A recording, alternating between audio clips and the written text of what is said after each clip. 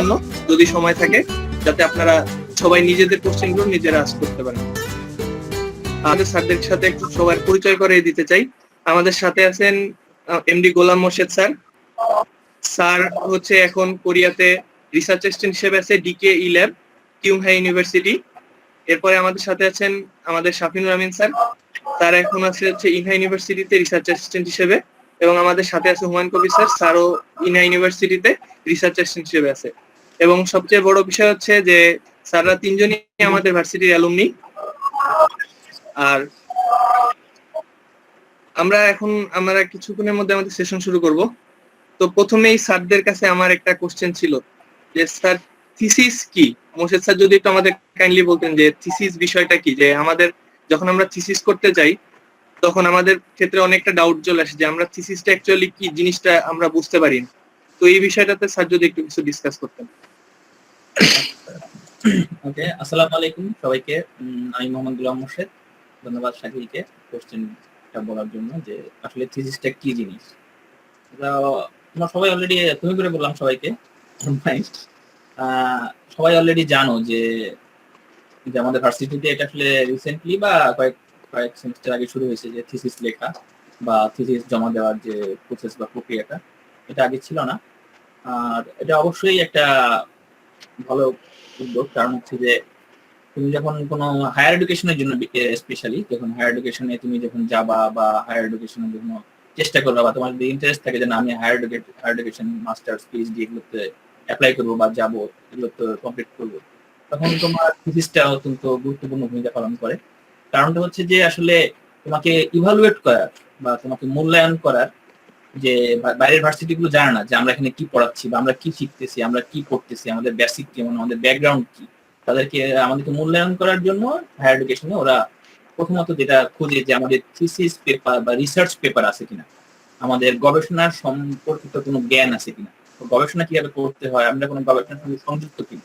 কারণ হচ্ছে যে স্পেসিফিক্যালি বললে যে আমাদের যে ফিল্ডটা খালি কম্পিউটার সায়েন্স, কারণ তুমি কম্পিউটার সায়েন্সের একজন গ্র্যাজুয়েট, এটা দিয়ে তোমাকে স্পেসিফাই করা যায় না যে তুমি কম্পিউটার সায়েন্সের গ্র্যাজুয়েট বা তুমি কম্পিউটার সায়েন্সের কি নিয়ে কাজ করবে। কম্পিউটার সায়েন্স একটা হিউজ টপিক। এটার মধ্যে কেউ হয়তো মেশিন লার্নিং নিয়ে কাজ করতেছে, কেউ ডাটা সায়েন্স নিয়ে কাজ করতেছে, কেউ মেমোরি ম্যানেজমেন্ট নিয়ে কাজ করতেছে, কেউ অপারেটিং সিস্টেম নিয়ে কাজ করতেছে, কেউ হয়তো ইমেজ প্রসেসিং নিয়ে কাজ করতেছে।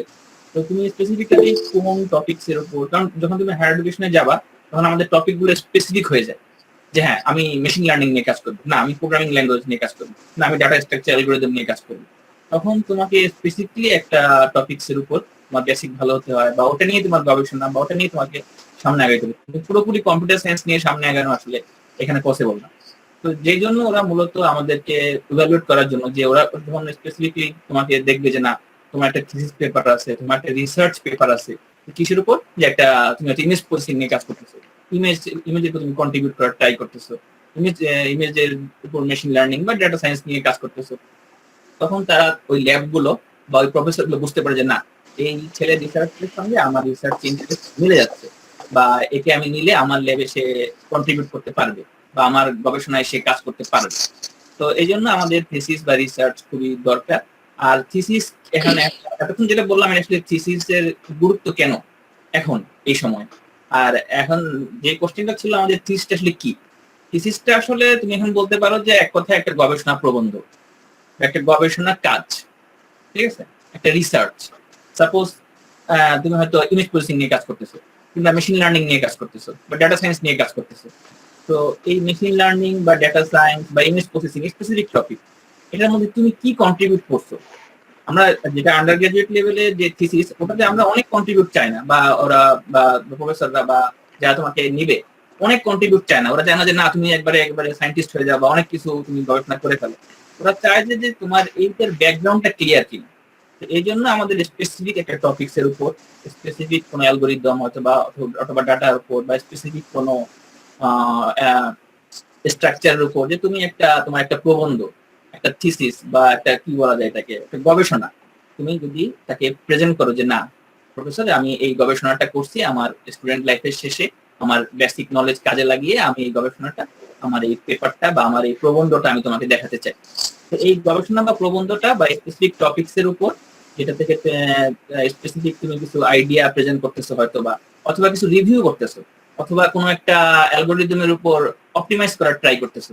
তো এটাই হচ্ছে তোমার থিসিস বা রিসার্চ। ঠিক আছে, আর এটাকে সুন্দর আকারে প্রেজেন্ট করার অনেক মডেল আছে, অনেক নিয়ম কানুন আছে, কিভাবে থিসিস প্রেজেন্ট করতে হয়, থিসিস কিভাবে সাজাতে হয়, অনেক স্টেপ আছে, অনেক বিল্ডিং প্রসেস আছে, ওগুলো পরের ব্যাপার। বাট থিসিস হচ্ছে একটা গবেষণা প্রবন্ধ একটা স্পেসিফিক টপিকস এর উপর কোনো কিছু অবদান বা ওটা নিয়ে ওটাতে ওটাতে কোনো একটা কিছু দেখানোর ট্রাই করা, বাট প্রেজেন্ট করা। বাট এটা অবশ্যই একটা স্পেসিফিক টপিক হইতে হবে, বাট স্পেসিফিক ফিল্ড হইতে হবে। এমন না যে তুমি পুরো কম্পিউটার সায়েন্সের উপর থিসিস লিখতেছো। থিসিসটা হইতে হবে অবশ্যই একটা স্পেসিফিক টপিকস এর উপর, যে টপিকসে তুমি তোমার সামনের পরবর্তী দিনগুলোতে কাজ করতে চাও, এবং এটা তুমি জাস্ট স্টার্টিং করলা যে হ্যাঁ আমার থিসিসটা হচ্ছে এইটা, আমি ইউজ প্রসেসিং বা ডেটা সায়েন্স বা মেশিন লার্নিং এর একটা অ্যালগরিদমের উপর, সাপোজ এলএসটিএম অ্যালগরিদম অথবা সিএনএন আরএনএন অ্যালগরিদম, এই অ্যালগরিদমের উপর আমি কিছু কাজ করেছি, তার উপর একটা প্রবন্ধ বা একটা রচনা, একটা বই আকারে প্রকাশ করা, এটাই হচ্ছে আমাদের থিসিস বা রিসার্চ পেপার বলতে পারো। তো এটুকুই ছিল আমার প্রাথমিক থিসিস সম্পর্কে। থ্যাংক ইউ মোর্শেদ স্যার আপনার গুরুত্বপূর্ণ মতামতের জন্য। আমরা একটু রাহুল স্যারের কাছে যেতে চাই, যে স্যারের কাছে একটু কোশ্চেন আছে, যেটা হচ্ছে স্যার আমাদের বিএসসি লেভেলে থিসিসে একটা স্টুডেন্টের জন্য আমাদের যে থিসিসের যে গুরুত্বপূর্ণ ভূমিকাটা, এটা মোর্শেদ স্যার কিছুটা বলেছেন। আপনি যদি স্যার আরেকটু বলতেন, এবং যদি বলতেন যে আমরা থিসিসের শুরুটা কিভাবে করতে পারি। ওকে, আসসালামু আলাইকুম এভরিওয়ান। সো আমি শাফিনুর আমিন, আর ও যেটা বললো Rahul sir nickname. So already BSc তে থিসিসের যে গুরুত্ব এটা মোর্শেদ ভাই অলরেডি তোমাদেরকে পুরোপুরি আকারে বলে দিছে, মোর্শেদ স্যার সরি। এখানে আসলে আলাদা করে গুরুত্ব দেওয়ার মতো বলার তেমন কিছুই নাই। শুধু একটা জিনিস অ্যাড করতে পারি, সেটা হচ্ছে যে বিএসসি লেভেলে যে থিসিসটা তোমরা করতেছো এটা তোমাদের ফাউন্ডেশনটা অনেক স্ট্রং করবে। অর্থাৎ একটাই জিনিস, যেটা হচ্ছে যে তোমরা এই একটা টপিকের উপরে নিজে পড়ছো, সেটার উপরে বইয়ের বাইরে তোমাদের জ্ঞান আছে, এবং সেই জ্ঞানটা তোমরা একটা জায়গায় প্রকাশ করছো, যেটা অ্যাকচুয়ালি স্বীকৃত কোথাও। কারণ থিসিস করার একটা আলটিমেট রেজাল্ট হচ্ছে যে তোমরা থিসিসটা পাবলিশ করবা কোথাও। সো পাবলিশ করা মানে সেটা একটা অ্যাকনলেজমেন্ট পাওয়া। তো একটা জায়গা যদি তোমাদেরকে অ্যাকনলেজ করে যে তোমাদের এই বিষয়ে যে জিনিসটা করেছো তোমরা সেটা খুবই ভালো, তার মানে সেটা বলে যে তোমাদের ওই বিষয়ের নলেজটা অনেক গাঢ়। সো আলটিমেটলি যেটাই তোমরা দাও না কেন সেটা তোমাদের ওই বিষয়ের উপর একটা ভালো ভিত্তি তৈরি করবে, যেটা তোমাদের যেটা মোর্শেদ স্যার বললেন যে পরবর্তী সময়ে যেটা তোমাদেরকে অ্যাকচুয়ালি তোমাদের ফলাফল ব্যত্যয় করতে বেশি সাহায্য করবে। আর যেটা হচ্ছে থিসিসের শুরুটা কিভাবে হবে, মানে সবচেয়ে ইম্পর্টেন্ট কোশ্চেন এটা। আসলে এটা এখনো আমাদেরও এখনো মাথার মধ্যে অনেক বেশি স্ক্র্যাচ করে যে এটা কোথায় শুরু করব। কারণ শুরু করাটাই সবচেয়ে কঠিন কাজ। প্রথম কাজই হইতেছে যে থিসিসের ফিল্ডটাকে বের করা, যে আমি এই টপিকের উপরে থিসিস করব। আর এইটা বের করাটাই সবচেয়ে কঠিন, কারণ এটার জন্য তোমাকে যে পরিমাণ পড়তে হবে সেটা তোমার এন্টায়ার বিএসসি লেভেলে পড়ালেখা চাইতে হয়তোবা বেশি, হয়তোবা অনেকের আরো আগেই হয়ে যায়, বাট অনেকের দেখা যায় পুরো বিএসসি লেভেলের সমান পড়া লেখা করার পর একটা টপিক খুঁজে পাচ্ছে না যেটাতে রিসার্চ শুরু করবে। সো এটা করার জন্য কি করা যেতে পারে, এটা করার জন্য যেটা করা যেতে পারে যে তোমাদের সবচেয়ে পছন্দের যেই যে টপিক গুলো আছে, কম্পিউটার সায়েন্সের মধ্যে অনেক বিষয় আছে, যেটা মোর্শেদ স্যার বলছেন আগেই, যে তোমরা চাইলে ওএস এ যেতে পারো, নেটওয়ার্কিং এ যেতে পারো, অ্যালগোরিদমে যেতে পারো, ডেটা মাইনিং এ যেতে পারো, এআই তে যেতে পারো, অনেক টপিক আছে।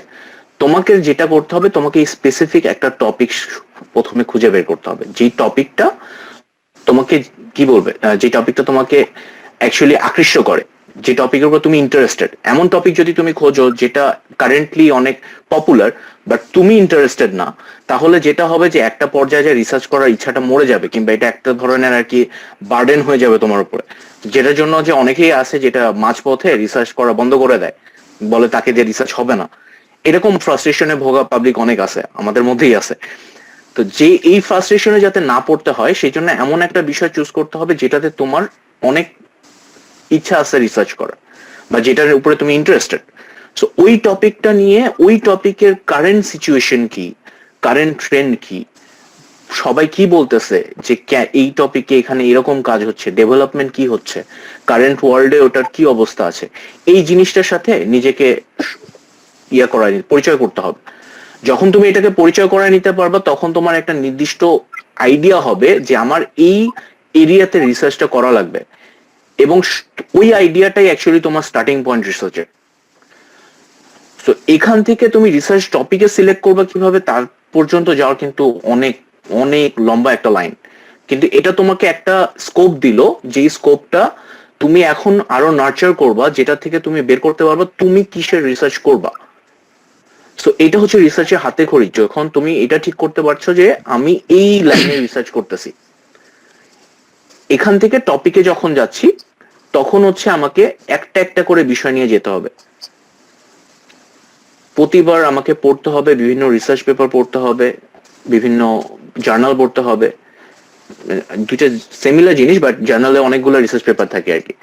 সো যেটা হয় যে যখন অনেক কিছু পড়বা তখন তোমাদের মাথায় একটা আইডিয়া আসবে যে এই জিনিসটা এখন ল্যাক আছে, কারেন্ট ওয়ার্ল্ডে এই জিনিসটাতে প্রবলেম আছে, কিংবা এইখানে একটা সমস্যা আছে, কিংবা ওই জায়গাটায় একটা জিনিস দেয়া যায়, কিংবা এখানে এই জিনিসটা ঠিক নাই, এই প্র্যাকটিসটা ভুল আছে। এরকম কিছু না কিছু একটা কোশ্চেন বেরোবে, যেই কোশ্চেনটা হচ্ছে তোমাদের রিসার্চের starting point.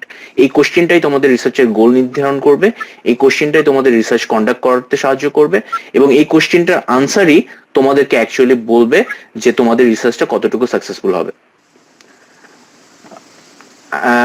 I think research শুরু করতে হবে এই ব্যাপারটা একটু হলো ক্লিয়ার। যদি ক্লিয়ার না হয়ে থাকে তাহলে ইয়ে করতে পারি। শাকিল। থ্যাংক ইউ স্যার আপনার মূল্যবান বক্তব্য রাখার জন্য। আমরা স্যারের কথাটা শুনলাম। আমি এখন একটু হুমায়ুন স্যারকে বলতে চাই যে রাহুল স্যার আমাদেরকে বললো যে আমরা থিসিস শুরু করার জন্য আমাদের মূল যে জিনিসটা, প্রথমে আমাদেরকে আমাদের টপিকটা সিলেক্ট করতে হবে। তো স্যার যদি আমাদেরকে একটু বলতেন যে আমরা টপিকটা কিভাবে সিলেক্ট করতে পারি, বা আমাদের ইন্টারেস্ট ফিল্ডটা আমরা কিভাবে কতভাবে চয়েস করতে পারি, এই বিষয়টা নিয়ে একটু যদি বলতেন।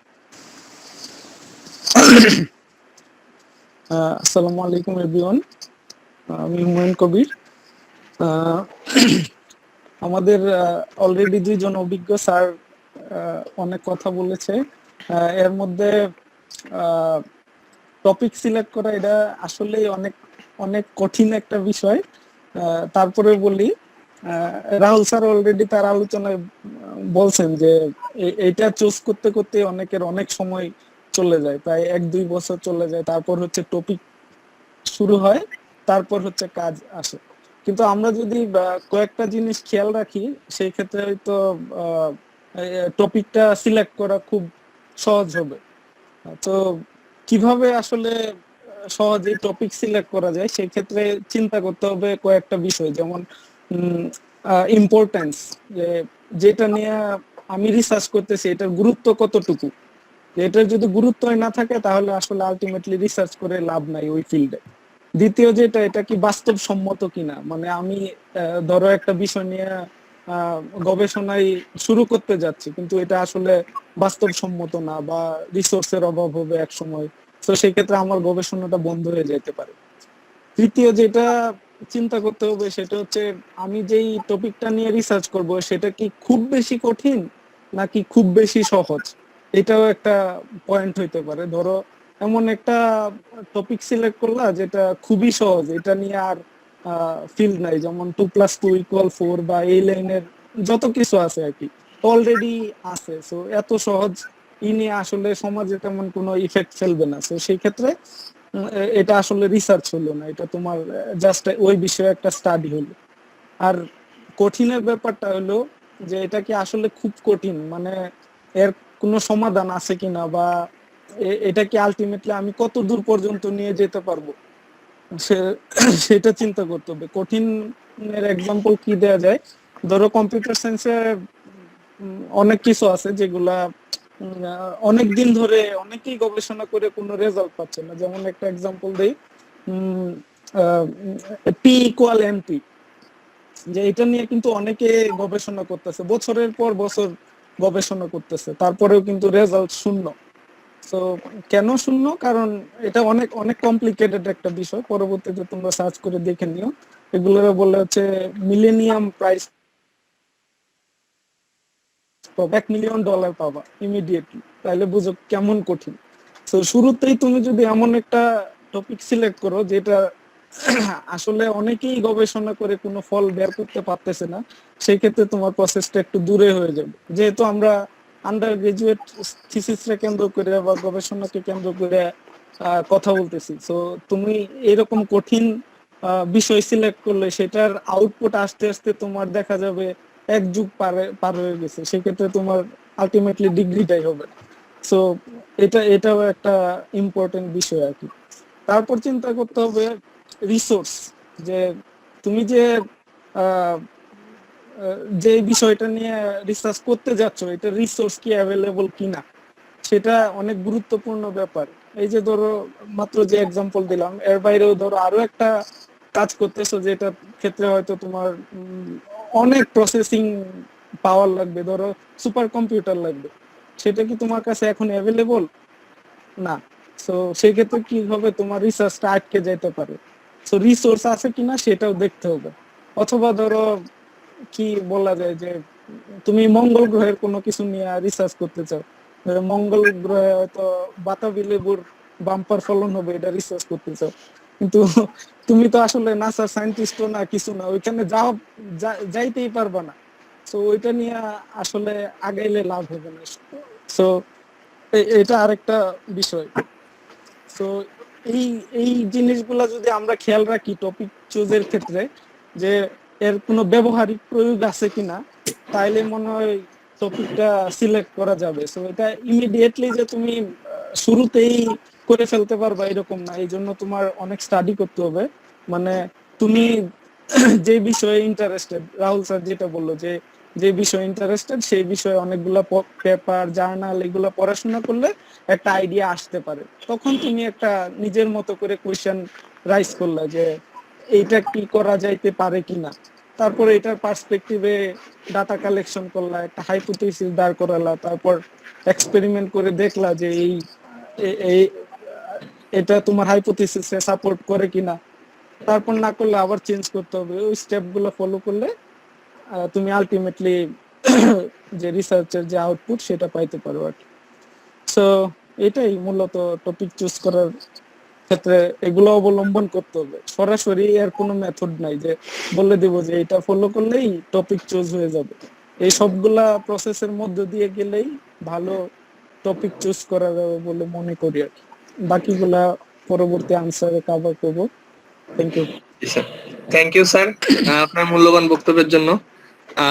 স্যার আমাদের মনের মধ্যে সবসময় একটা কোশ্চেন ঘুরে, যেটা হচ্ছে যে থিসিস, প্রজেক্ট এবং রিসার্চ এই জিনিসগুলা কি সবগুলাই এক, নাকি এর ভিতরে কোনো তফাৎ আছে? তো এইখানটাতে আমরা অনেক সময় দ্বিধায় ভুগি, যে দেখা যাচ্ছে যে আমরা একটা থিসিস করতে যে আমরা অনেক সময় একটা প্রজেক্টের কাজ করে ফেলি জাস্ট। তো এই বিষয় নিয়ে যদি আপনারা কিছু একটু বলতেন। স্যার এটা আপনাদের মধ্যে যে একটু নিয়ে বললেই হবে স্যার। আপনি আপনি বলেন। মোর্শেদ ভাই বলুন। হ্যাঁ মোর্শেদ ভাই বলেন, সমস্যা নেই। আচ্ছা, তুমি কিছু আছে থিসিস, রিসার্চ আর প্রজেক্ট নাকি? আচ্ছা, এখন বাংলাদেশের পার্সপেক্টিভে আসলে তিনটা একই জিনিস। ওরা যাই থিসিস বলে, তাই রিসার্চ বলে, তাই প্রজেক্ট বলে। আসলে আমিও অনেকদিন এটা নিয়ে অনেক কনফিউজ ছিলাম, কারণ কোনো ভার্সিটিতে আমি দেখছি ওরা বলে রিসার্চ প্রজেক্ট, ঠিক আছে, আমি এটা মিল রাখি রিসার্চ প্রজেক্ট কোনটা, এটা কিছুই থাকে না, জাস্ট কিছু বানায় দিয়ে দেয় বলে এটা রিসার্চ প্রজেক্ট, ঠিক আছে। বাট জেনারেলি স্পেসিফিক্যালি বলতে গেলে রিসার্চ আর প্রজেক্ট সম্পূর্ণ আলাদা জিনিস। থিসিস তো আগেই বললাম, থিসিস হচ্ছে একটা বই বা একটা প্রবন্ধ, এটা থিসিস পেপার। আর রিসার্চ আর প্রজেক্ট এগুলো সম্পূর্ণ আলাদা জিনিস। প্রজেক্ট হতে পারে যে একটা সফটওয়্যার ডেভেলপমেন্ট, একটা ওয়েবসাইট ডেভেলপমেন্ট। তোমাকে হয়তো কাস্টমার কিছু কাজ দিল যে হ্যাঁ আমার হসপিটালের জন্য একটা সফটওয়্যার বানায় দেয়, তুমি এই প্রজেক্টটা করে কমপ্লিট করে দিলা। যে একটা ল্যাঙ্গুয়েজে, প্রোগ্রামিং ল্যাঙ্গুয়েজে যে কোনো প্ল্যাটফর্মে একটা প্রজেক্ট, একটা ওয়েবসাইট বানিয়ে দিয়ে দিলা, একটা সফটওয়্যার বানিয়ে দিয়ে দিলা। তুমি যদি এটাকে বলে যে আমার রিসার্চ প্রজেক্ট, আমরা সফটওয়্যার বানাইছি, তাহলে কিন্তু হলো না, ঠিক আছে। রিসার্চ জিনিসটা হলো যে তোমাকে কোনো একটা স্পেসিফিক টপিকসের উপর কিছু কন্ট্রিবিউট করা। আমার প্রফেসর সবসময় একটা কথা বলে, যখন আমি কোনো কাজ নিয়ে তার কাছে যাই, প্রথমে তো ঝাড়ে যেটা কি বানাইছে, কিছুই হয় নাই, ঠিক আছে, এই ধরনের আইডিয়া তো জীবনও শুনি নাই, এগুলো তো ভোগাস বা বলে যে এটা তো 10 বছর আগে হয়ে গেছে, 10 বছর আগে আমি দেখছি, ঠিক আছে, এই ধরনের কথাবার্তা বলে। তো সেখান থেকে আমি যেটা বললাম যে সে তারপরেই বলে যে তোমার এখানে কন্ট্রিবিউশনটা কি, তুমি কি কন্ট্রিবিউট করছো, তুমি একটা ওয়েবসাইট বানাইছো, তোমার এখানে কন্ট্রিবিউটটা কি? ওয়েবসাইট তো আরো 10 জন বানাইতে পারে, এমন তো না যেটা কেউ বানাইতে পারে নাই, তুমি প্রথম বানাইছো জীবন ওয়েবসাইট, এটাই তোমার রিসার্চ, ঠিক আছে। তো রিসার্চ হলো টোটাল কথা যে কোনো একটা কন্ট্রিবিউশন থাকতে হবে, নিউ কন্ট্রিবিউশন। এখন এটা কন্ট্রিবিউশন বলতে না যে তুমি একটা নতুন কিছু বানাই ফেলতে হবে, তাহলে অনেক ভয় পেয়ে যাবে যে আমি কন্ট্রিবিউট কেমনে করবো, আমি কি বানাবো, আমার পক্ষে তো এখন অ্যালগরিদম বানানো সম্ভব না, আমার পক্ষে তো কোনো ম্যাথমেটিক্যাল ফর্মুলা অপটিমাইজ করা সম্ভব না। এটা না হতে পারে, হতে পারে যে তুমি একটা সার্ভে করছো, কয়েকটা অ্যালগরিদমকে তুমি কম্পেয়ার করছো, কম্পেয়ার করে এটার মধ্যে তুলনা বের করছো যে কোনটা ভালো অ্যাকিউরেসি দিচ্ছে, কোনটা কম অ্যাকিউরেসি দিচ্ছে, এটা একটা রিসার্চ। সার্ভে একটা রিসার্চ হতে পারে, বাট তোমার একটা কন্ট্রিবিউশন তোমাকে বোঝাইতে হবে, যে তোমার লেখাটা পড়বে, তোমার রিসার্চটা পড়বে, তাকে বোঝাইতে হবে যে তুমি একটা কিছু কন্ট্রিবিউট করছো, এখানে কোনো একটা ছোট্ট একটা হয়তো কন্ট্রিবিউশন আছে অথবা ছোট্ট একটা ইমপ্রুভমেন্ট আছে, তাহলে তুমি একটা অ্যালগরিদমের একটা প্যারামিটার চেঞ্জ করে দিচ্ছ, জাস্ট আর কিছু না, এই তোমার কন্ট্রিবিউশন। জাস্ট এই কন্ট্রিবিউশনটা তোমার খুঁজে বের করতে হবে, আর যেদিন তুমি এই কন্ট্রিবিউশনটা খুঁজে বের করতে পারবা যে আমি এটা চেঞ্জ করতে পারছি, আমি এখানে কন্ট্রিবিউট রাখছি, এটা হতে পারে ভালো কন্ট্রিবিউট, হতে পারে খারাপ কন্ট্রিবিউট, ঠিক আছে। তো তোমার কন্ট্রিবিউশনটা হচ্ছে তোমার রিসার্চ। তো কন্ট্রিবিউশন হলো রিসার্চ, আর প্রজেক্ট হলো ডেভেলপমেন্ট বলতে পারো। ডেভেলপমেন্ট হলো প্রজেক্ট, কন্ট্রিবিউশন হলো রিসার্চ।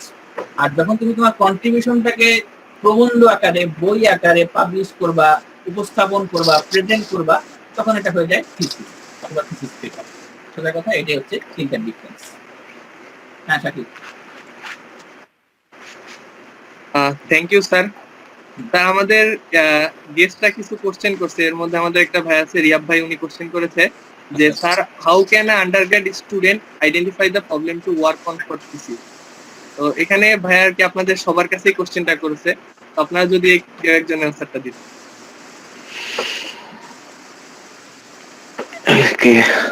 আমি দিই নাকি? জি স্যার। সো হ্যাঁ, ভালো কোশ্চেন। যে আন্ডারগ্রেডের সবচেয়ে বড় প্রবলেমটা হচ্ছে যে তোমাদের ফাউন্ডেশন নলেজটাই এতটা নাই যেটা দিয়ে তোমরা আইডেন্টিফাই করতে পারবা যে প্রবলেমটা কোথায় আছে বা কোথার থেকে শুরু করবা। সো এই জন্যই প্রথমে যে কথাটা বলছিলাম যে নিজের ইন্টারেস্টেড একটা টপিক। সাপোজ আমি একটা এক্সাম্পল দিয়ে বলি, ধরো তোমার অ্যালগোরিদম বা ডেটা স্ট্রাকচারে কাজ করতে খুব ইচ্ছা, তোমার এই দুটা নিয়ে খুব কাজ করার ইচ্ছা। তুমি যখন এই দুটা নিয়ে কাজ করতে ইচ্ছা করবা, তখন তোমার যে কাজটা করতে হবে যে যখন তোমার বেসিক নলেজটা পাওয়া হয়ে গেছে, বেসিক নলেজটা কোথায় পাবো? অবশ্যই ক্লাসের থেকে পাবা। ক্লাস করলা, বই পড়লা, যেখান থেকে তুমি বেসিক নলেজটা পাইলা, এখান থেকে উঠে বের হয়ে এসে তোমাকে যেটা করতে হবে, গুগল স্কলারে খোঁজো, অনলাইন লাইব্রেরিতে খোঁজো, যেখানে খোঁজো, তোমাকে রিসেন্ট পেপার দেখতে হবে। রিসেন্ট পেপার কোনগুলোকে বলতেছি? এখন থেকে 3 বছর বা 4 বছর আগে। কারণ যে পেপার গুলো 2010-এ বা 2008-এ বের হইছে, 12 বছর পরে আসলে ওগুলা নতুন নাই। এতদিনে ওগুলার অ্যাডভান্টেজ ডিসঅ্যাডভান্টেজ বের হয়ে ওগুলা আউটডেটেড হয়ে গেছে। সো 4 থেকে 5 বছর আগের যে বইগুলো আছে এগুলো তোমাকে পড়তে হবে। বই বলতে আমি বলতেছি জার্নাল বই, অর্থাৎ যেখানে রিসার্চ পেপার গুলো পাবলিশ হচ্ছে। সো রিসার্চ পেপার যখন পড়বা ওই বিষয়গুলো নিয়ে, তখন দেখবা যে ওরা নতুন কি জিনিস নিয়ে কাজ করতেছে। ডেটা স্ট্রাকচারের ব্যাপার যদি বলি, ডেটা স্ট্রাকচারে একটা সময় শুধুমাত্র কিউ ছিল। কিউ তো সবাই জানি আমরা, রাইট?